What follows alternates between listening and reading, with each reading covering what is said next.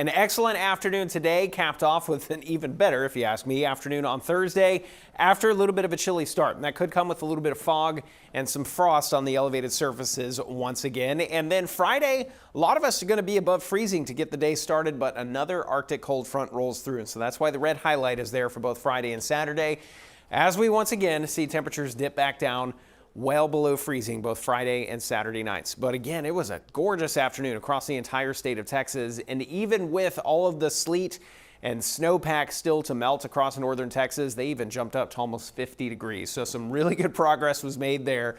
Some more remelting, and then again some freezing fog is a possibility as we largely keep things relatively quiet on our side of the jet stream, where we still have a big low pressure system that keeps funneling Arctic air our way. So after a little bit of a warm up, we get the periphery, so kind of an indirect hit of this next Arctic blast. Meanwhile, East Coast folks, it is going to be one big system that brings a lot of snow, it looks like, and maybe not quite as much in the ice and freezing rain department, but a whole lot of snow with this. That center of the low pressure system, very, very cold. And so that's why they're looking at more snow than anything else.